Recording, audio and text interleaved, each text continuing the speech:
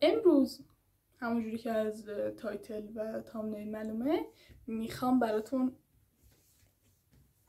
7 از کتابایی که خیلی دوستشون دارم یا تقریبا خیلی دوستشون دارم بگم که شما هم برید بخونید و لذت ببرید اگه دوستش دارید. خب بدون معطلی بریم شروع کنیم. از ته شروع میکنیم.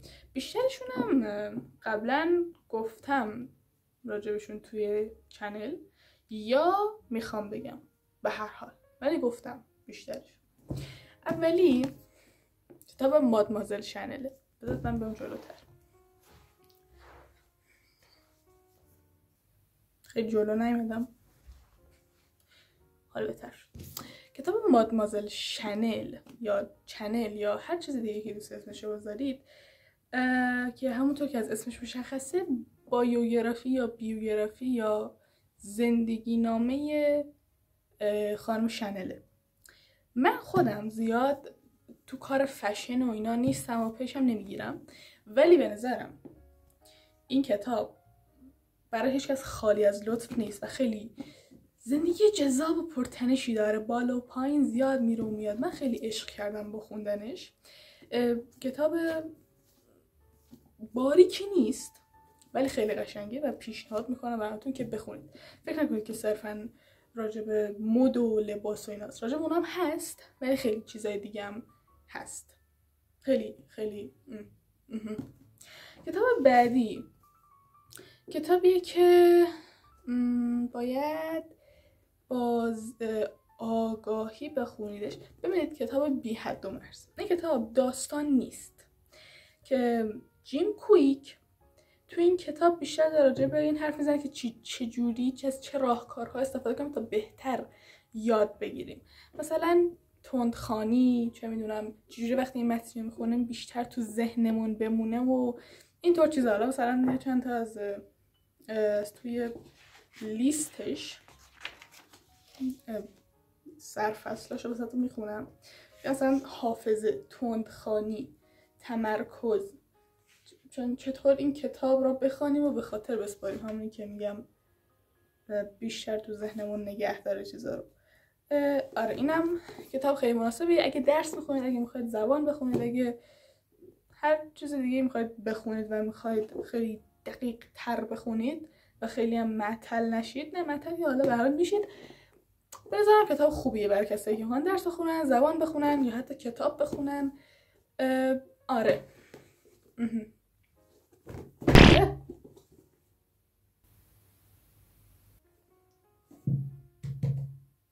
کتاب بعدی آیا گمان کرده که قرار نیست از بانو فریدا مکفادن اینجا چیزی باشه؟ خیر، هیچ وقت دروغ نگو رو اینجا داریم. کتاب هیچ وقت دروغ نگو از فریدا مکفادن. آیا شما برعکس میبینید؟ فکر کنم که برعکس خواهید دید. خب به هر حال راجع به 2 تا زوجن، در واقع یه دونه زوجن که دنبال خونه میگردن که بخرن. بعد میرن توی بر بیابونی یه جایی تو اصلا دوربر تمدن اینا نیست هیچ. اونجا یه خونه ایه که بعد به خاطر طوفان تو خونه گیر میکنن، تو خونه‌ای که قصد داشتن بخرنش. و خب حالا دیگه یه سری داستانا پس این موضوع به وجود میاد که به نظر من که کتاب قشنگیه. اینو میخوام قشنگ مفصل بعدا راجبش حرف بزنم، پس منتظر باشید اگه که مایلید. کتاب بعدی رو توی همین چنل قبلا راجبش حرف زدم و فکر کنم اصلا وقتی وارد چنل میشید اگه سابسکرایب نکرده باشین اولین ویدیویی که میاد ویدیوی آدم خارانه. این کتاب پشم و پیل برای من نذاشت موقع خوندنش و عجیب ترین بخش و غیر قابل باورترین بخشش اینه که این داستان واقعیه، یعنی اتفاق افتاده. خیلی دوست دارم بپذیرمش ولی مغزو اصلا تمام وجودم با تمام تواناییش میخواد رد کنه که آدم ها این کار رو کردن. اینو اگه روحیات لطیفی دارید خواهشاً اینو نخونید، ولی اگه روحیات ذره مقاوم تری دارید بخونید. من خیلی کرمیم برای این چیزا. خب ذهنم و اعصابم خورد میکنه وقتی میخونم چیزا رو، ولی کرمش هم دارم، دلم میخواد بخونم بازم چیا یا ببینم فیلم اینا راجبش. واقعا عجیبه. حالا برید همون ویدیو رو ببینید اگه که بیشتر مایلید. بیشتر در ضمن قصد دارم این ویدیو رو بدون کات بذارم، یعنی کات یعنی من ادیت داره ها، منظورم اینه که چیزی از وسطش بر ندارم، تمام همومام هست، معمولا همون همومام هست. خودتون متوجه شید دارم راجع به چی حرف میزنم. کتاب بعدی هم باز تو چنل هست، سنبرای صبحانه. خلاصه مطلب اینه که یه یارویی یه صبحونه میخوره، بعد یه کاغذی پیدا میکنه که روش نوشته که تو سم خوردی. یه کتاب بامزه‌ایه، در واقع دارک کمدی هست، طنز سیاه هست. کتاب خیلی بامزه، یعنی در این حال که حالا یه اسکولی داره دنبال میگره که چرا سم به خوردش دادن، یه حرکتای خنده‌داری بامزه است و چیزای قشنگی هم میگه. وصف روند جالبی داره، اجرای خوبی داره، سرگرمت میکنه، یه کوچولو هم بامزه هست و چیزهای ذهن تو هم به فکر وامی دارد. بله، سنبرای صبحانه از نویسنده رو نگفتم، نه، سنبرای صبحانه لمونی اسنیکت، آدم خانانم که خدا بزنه ژان تولی یا تولی مطمئن نیستم، در حال نه که گفتم یادم ازم گفتم. مادمازل شانل هم از CW گورتنر.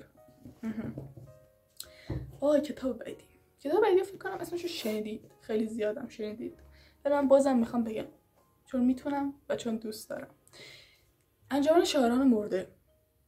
من از این کتاب چیز زیادی نمیدونستم وقتی خوندمش و یه جورایی توقع خاصی هم نداشتم، احساس می‌کردم که قراره یه کتاب ادبیات معمولی خوب باشه، ولی یه جوری منو جذب خودش کرد. فکر کنم مثلا تو یه روز یه کله خوندمش، یا اگه یه روز نبوده 2 روز بوده نهایتا. فقط میدونم که خیلی دوستش داشتم. جزو کتابایی که مثلا هر کی میگه سلام کتاب چی بخونم، اول اینو بهش میگم، نه اون دروغه، همزمان هم این و هم آدم خاران رو بهش میگم بخونه، بستگی به اینکه بدونم چه روحیاتی داره طرف، ممکنه بهش نگم، ولی اینو خیلی دوستش دارم. راجب یه مدرسه شبانه روزی پسرونه است که یه معلم جدیدی میاد سر کلاسشون، که حالا این داستانه با چند نفر از اون پسرها و این معلم است و من خیلی دوستش دارم و پیشنهاد میکنم که همتون بخونیدش. فکر نمی‌کنم کسی باشه که از این بدش بیاد. شاید حالا مثلا زیاد باش ارتباط نگیره، ولی فکر نمی‌کنم کسی باشه که با از این بدش بیاد. کتاب بعدی من چیز زیادی راجبش نمیگم، فقط میگم که بخونید. در واقع میتونم میگم که یه ذره میترسم برم تو گونی هرچی راجبش بگم. فارنهایت 451 بخون.